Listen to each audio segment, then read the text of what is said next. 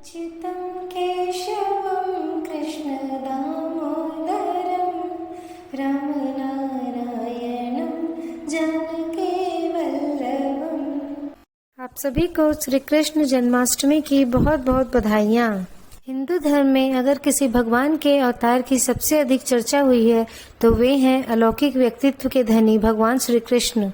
ईश्वर होने से पहले वे सफल, गुणवान और दिव्य पुरुष हैं। उनके बारे में जितना जानिए उतना ही कम लगेगा। उन्होंने मनुष्य जाति को एक नया जीवन दर्शन दिया और जीने की शैली सिखलाई। श्रीमद् भगवद गीता के रूप में आध्यात्मिकता की वैज्ञानिक व्याख्या दी, जो मानवता के लिए आशा का सबसे बड़ा संदेश है और सदैव रहेगी। भगवान श्री कृष्ण के जन्मोत्सव पर उनके जीवन से जुड़ी कुछ खास बातों को जानने के लिए इस वीडियो पर स्टार्ट से एंड तक बने रहिए।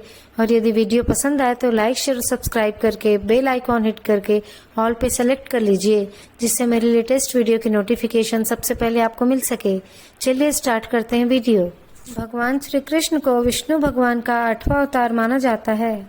भाद्रपद माह के कृष्ण पक्ष की अष्टमी तिथि को रोहिणी नक्षत्र में उनका जन्म हुआ था। उन्होंने मथुरा के राजा कंस की बहन देवकी और उनके मित्र वासुदेव के पुत्र के रूप में मथुरा के कारावास में जन्म लिया था। श्री कृष्ण भगवान का जन्म आधी रात को 12 बजे हुआ था। कहा जाता है कि जब कंस से बचाने के लिए वासुदेव कारावास से कृष्ण भगवान को रात में ले जा रहे थे, तब कारावास के ताले स्वतः ही खुल गए एवं सैनिक मूर्छित हो गए। आंधी, तूफान और बारिश में भीगते हुए वासुदेव नन्हे कृष्ण को टोकरी में रखकर आधी रात को ही नदी पार करते हुए चले। शेषनाग ने उन्हें बारिश से बचाया। नदी पार करते समय नदी का जल स्तर वासुदेव जी के गले तक पहुंच गया। पर कहा जाता है कि जैसे ही यमुना नदी के जल ने भगवान श्री कृष्ण के पैरों को छुआ, वैसे ही नदी का स्तर कम होने लगा। उसके बाद आसानी से वासुदेव गोकुल पहुँचे और यशोदा माता के पास श्री कृष्ण भगवान को छोड़ आए और उनकी तुरंत की जन्मी पुत्री को वहां से लेकर आ गए।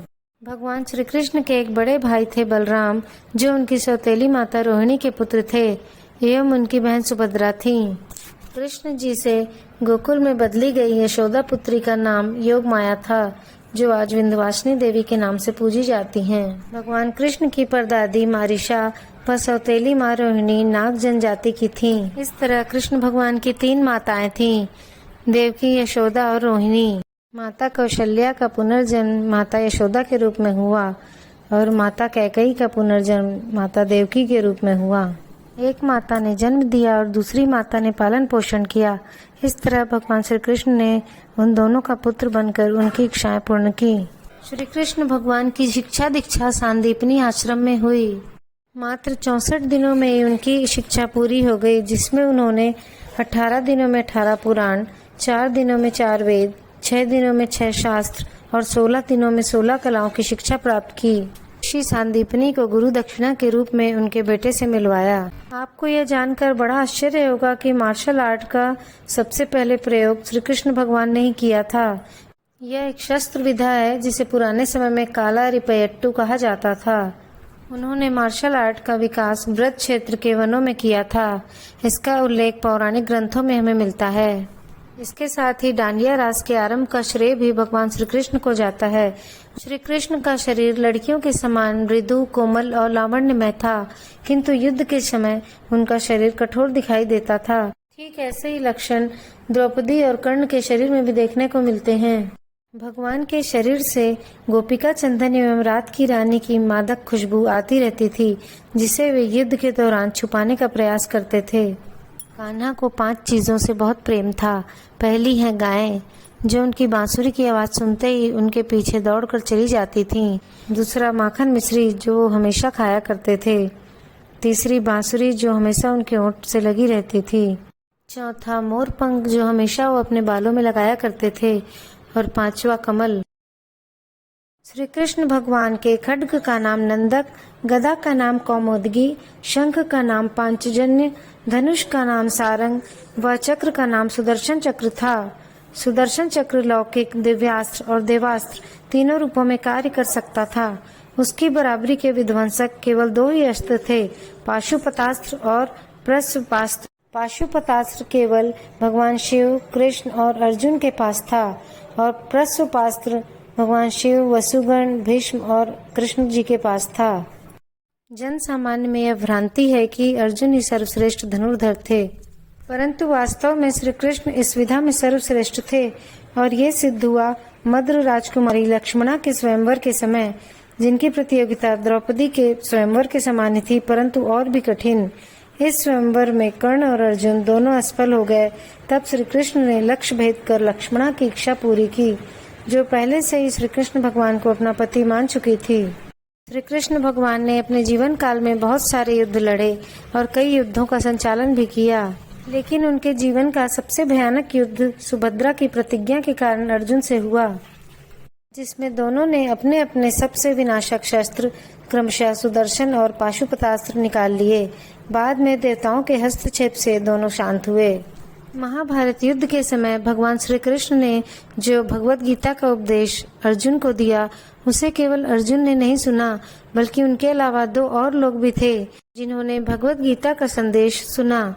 एक तो संजय, जिन्हें दिव्य दृष्टि प्राप्त थी, हनुमान जी, जो स्वयं अर्जुन के रथ के झंडे पर विराजमान थे।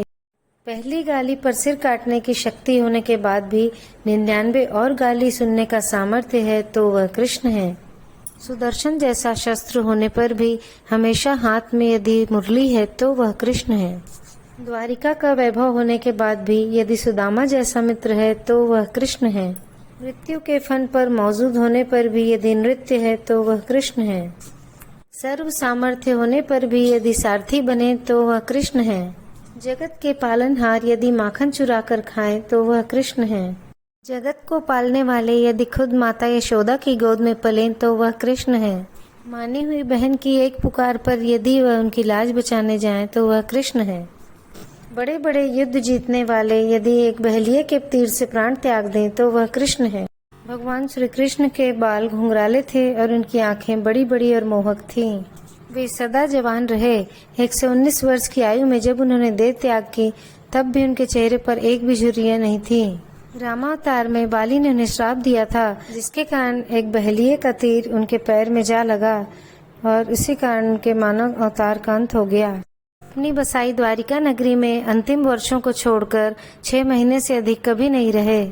भगवान श्री कृष्ण ने जन्म से लेकर बैकुंठ धाम लौटने तक बड़ी बड़ी समस्याओं का सामना प्रसन्न रहकर ही किया।